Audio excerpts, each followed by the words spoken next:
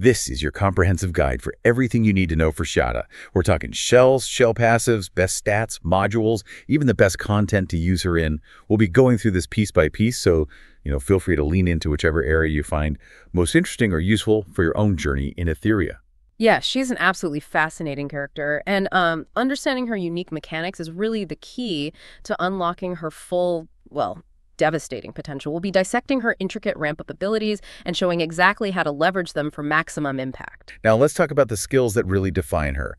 This is where that ramping idea comes in, right? The soul flames. Exactly. This is the core of her identity. And just to be clear, we're looking at these skills maxed out level 5 to see her full potential. Right. It shows you the ceiling you're aiming for. Okay, so this ramp up, it dictates where she's good. Absolutely. She gets stronger as the fight goes on, doesn't start at peak power. That means longer fights are generally her playground.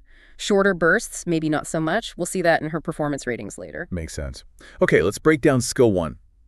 Spectral Surge, cooldown 0, so it's her basic attack, tags, single DMG, buff steal. 3 hits, 90% damage each. That's pretty good for a basic multi-hit is always nice. And each hit has a 20% chance to steal 1 buff. Which is decent utility on its own. Stripping buffs is always useful. But here's the kicker.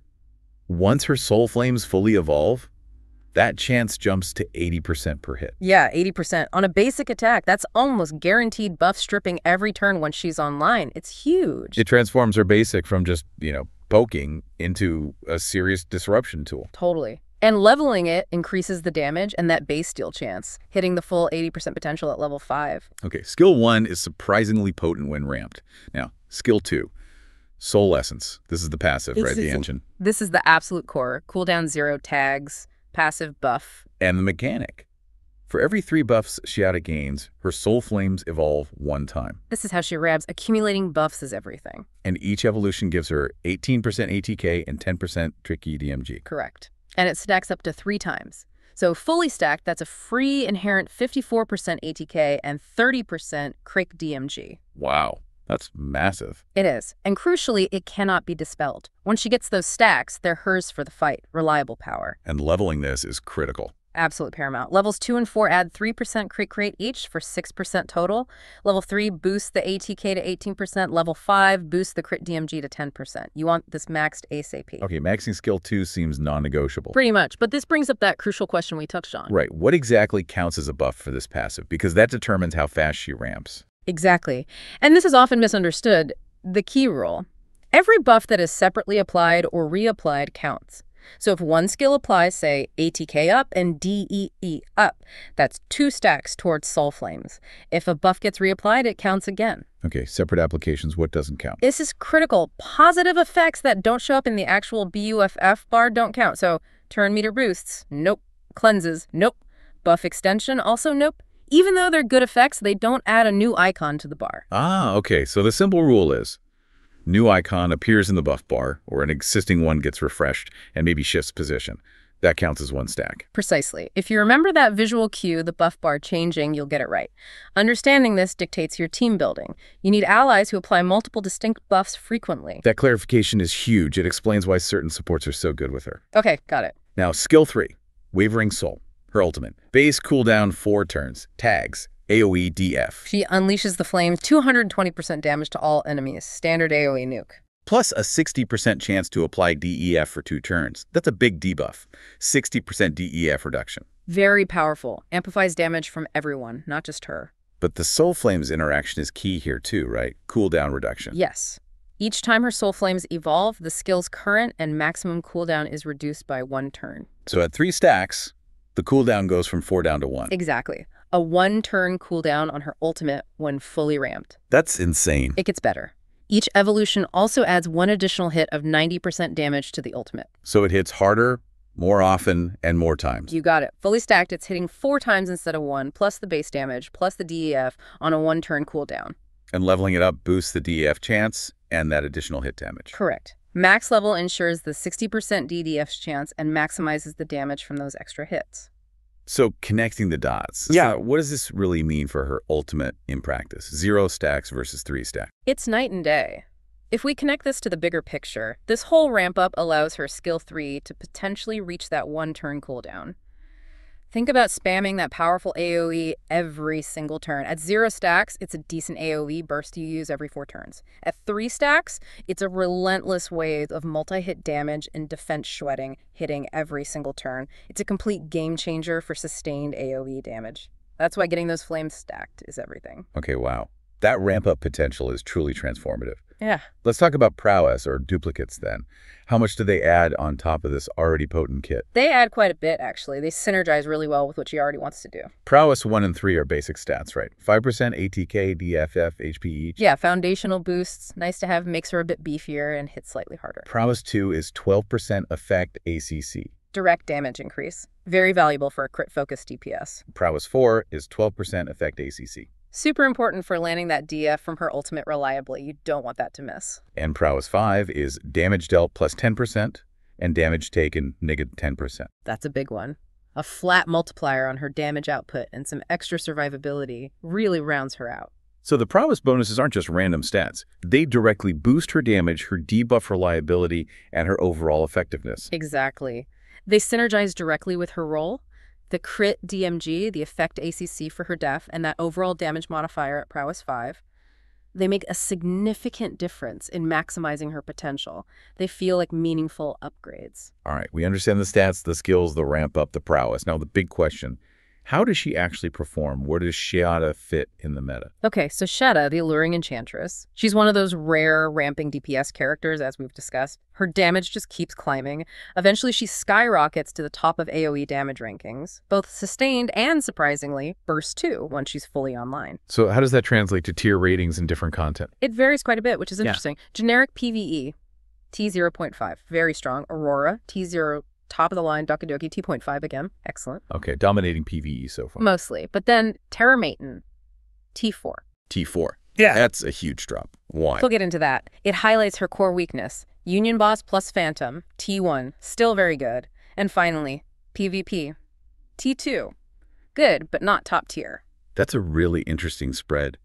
So strong in most PvE, but struggles in Terramaton and is just good in PvP. Right. What makes her T0 or T.5 in things like Aurora and Dokidoki? In those longer PvE fights, she just imposes herself. She becomes the best sustained AOE DPS, period.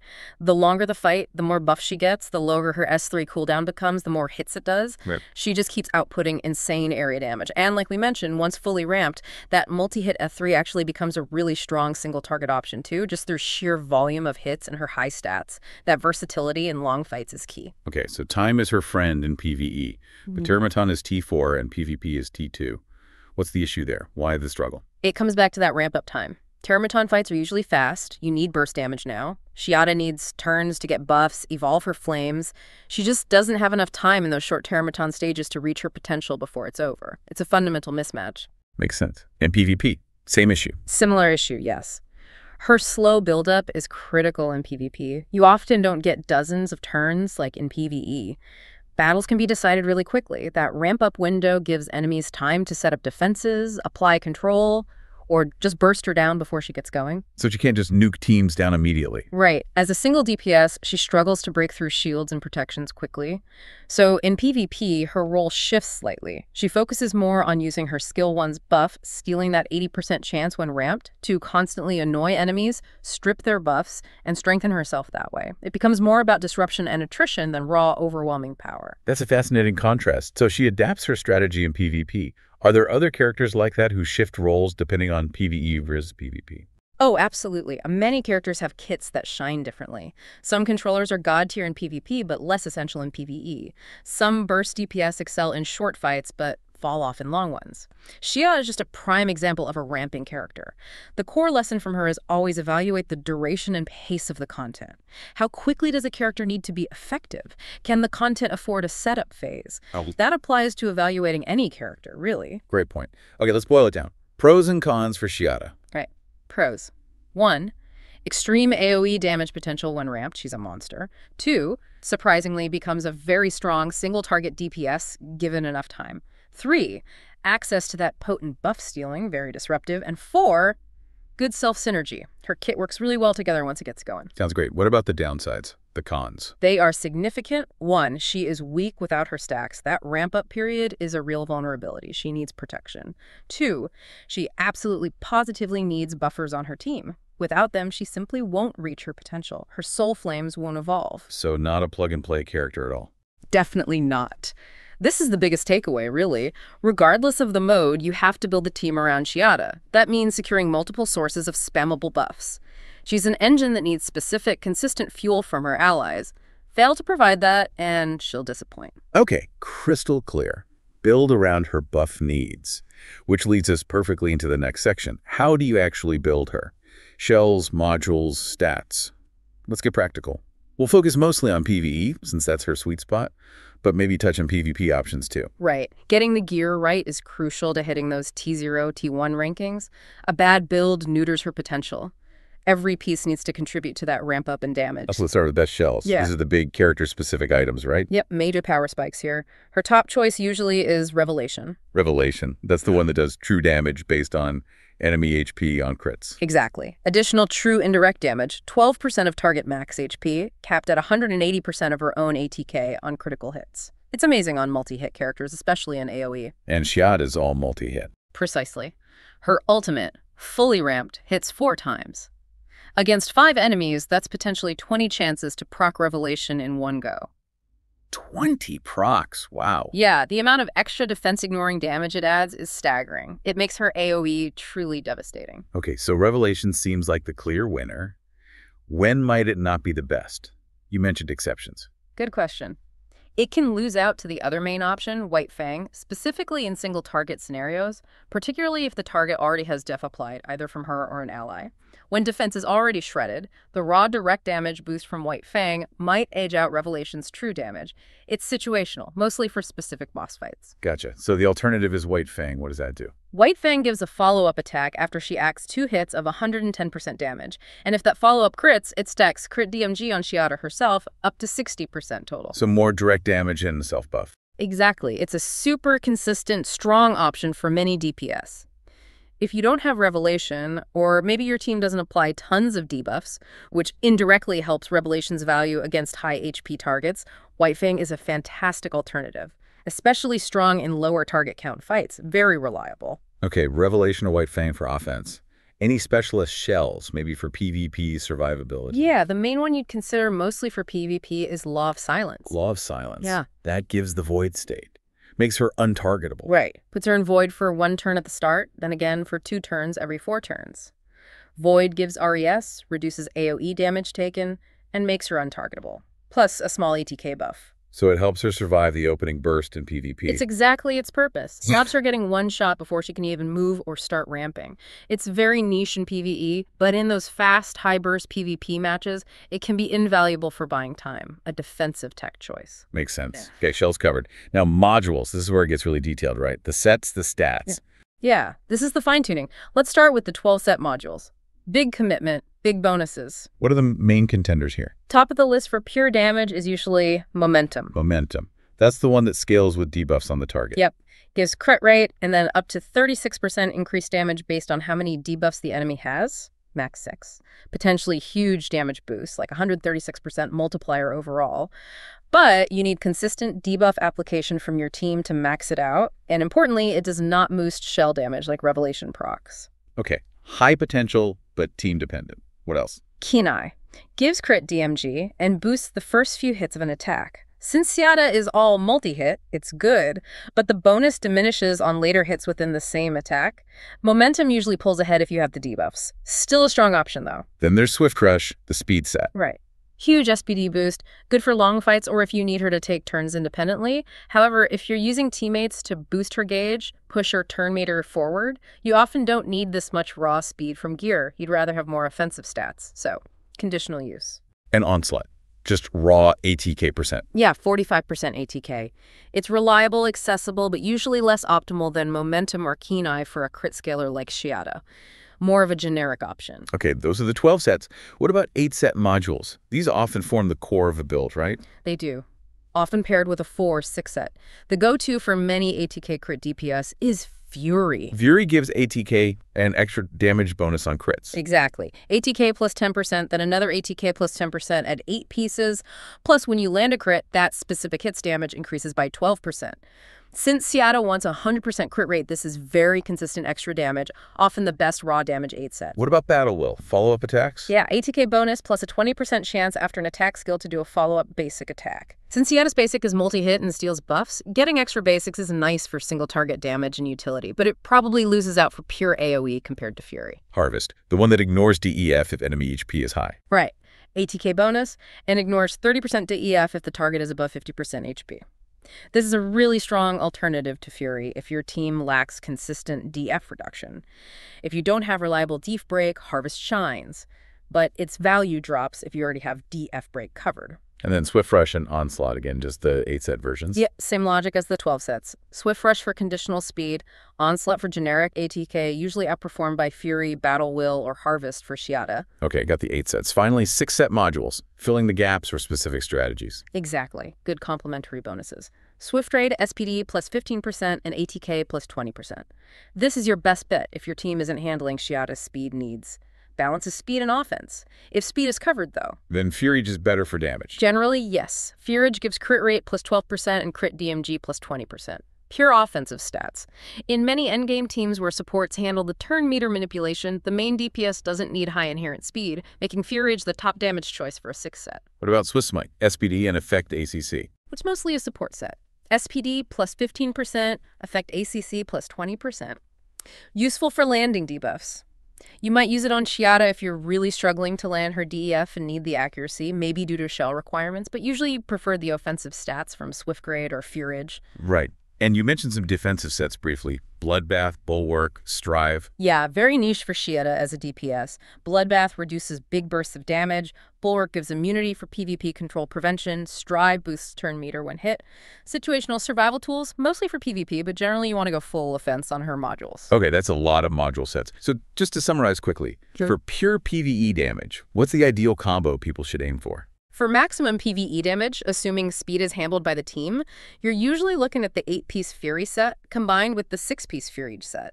That combination gives you ATK%, the 12% crit damage multiplier from Fury, plus the crit rate and crit DMG from Furage. It's a potent mix of raw stats tailored for crit DPS. If you can guarantee 6+ debuffs consistently, a 12-piece momentum set could theoretically pull ahead, but Furage is often more reliable. Perfect. Fury and Furage as the gold standard for damage. Now let's get even more granular. The specific stats on those module pieces. What main stats and substats are we hunting for? This is where the grind really happens, getting the right rolls. Xiada has 4 crucial stats you need to focus on. For the main stat on Shell Piece 1, aim for crit rate or crit DMG. Main stat on Shell Piece 2, same again, crit rate or crit DMG, you need both. Main stat on Shell Piece 3, this one should ideally be crit DMG. That's a huge chunk right there. Okay, balance crit rate and crit damage on the first 2, prioritize crit damage on the third. What about substats across all pieces? What's the priority order? The priority for substats is generally SPD until you hit your desired threshold, tied with crit rate until capped at 100%, then crit DMG, then ATK%, and finally flat ATK. Okay, let's break that down. Why SPD and crit rate first? Okay, crit rate. Xiada gets free crit DMG from Soul Flames, which is awesome, but that bonus is useless if she doesn't crit. So hitting 100% crit rate is priority number 1. You need those crits to be reliable. Get this capped first through substats and main stats. SPD. After crit rate is capped, SPD becomes crucial if she needs to take turns on her own. More turns is faster ramp, more damage. However, if your team has gauge boosters feeding her turns, you don't need as much SPD from her gear. You hit a baseline you're comfortable with for your team comp, then stop. So crit rate cap first, then enough speed for your team strategy, then crit damage. Exactly. Once crit rate is 100% and speed is sorted, stack as much crit DMG as you can. Even with the free crit damage from her passive, more is always better. This scales her damage significantly. And ATK% comes after crit damage. Generally, yes. ATK% is still very good, don't get me wrong, especially if you're using Revelation. It's not far behind crit damage and value. Pick it up wherever you can after the primary stats are covered. Flat ATK is the lowest priority. Got it. That makes the stat goals really clear. What about the shell passives, those extra stats on the shell slots? Right, another layer of optimization. Slot 1. Aim for ATK%. Best defensive boost here. Flat ATK is a budget option if needed. Slot 2. This depends on your speed plan. If Xiada needs to cycle turns herself, SPD is best. If teammates cover her speed turns via gauge boosting, then crit rate or crit DMG is better for more damage. This slot offers flexibility based on your team. Slot 3. Odd DMG percent is optimal. Direct damage increase for her element. Generic DMG percent is the fallback if you don't have the odd-specific one. Okay, so even the share passes need to align with your overall team strategy, especially regarding speed. Absolutely. It really underscores how you need to build Xiada holistically, considering her stats, her skills, and her teammates all together. Which leads us perfectly to the final piece of the build puzzle, skill leveling priority. Where do you invest those skill-up materials first? This one's pretty straightforward, thankfully, given her kit. Her entire engine is skill 2, the Soul Flames passive. That's where her ramp up, her ATK, her crit DMG comes from. You need that maxed first. So the priority is clearly level 5 skill 2, level 5 skill 3, level 5 skill 1. Max S2 first, always. Then max S3 to boost her ultimate damage and DF chance. Level S1 last for the buff steal and basic attack damage. S2 first, then S3, then S1. Got it. That makes perfect sense.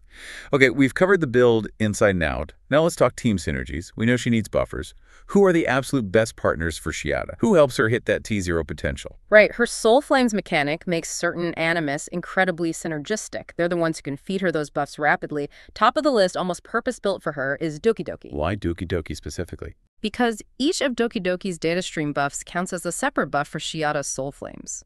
Getting 6 data streams from Doki immediately gives Xiada 2 Soul Flames evolutions. That's huge acceleration.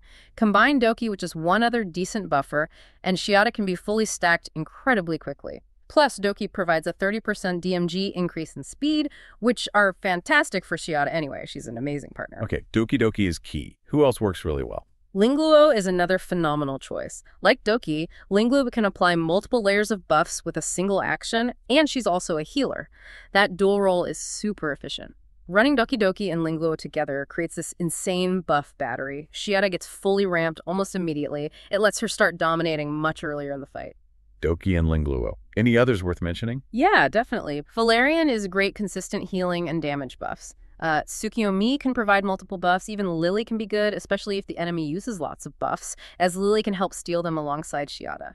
The core principle is multiple buffs applied frequently. So find characters who apply 2+ buffs with their skills consistently. Exactly. That's the recipe for quickly evolving those Soul Flames.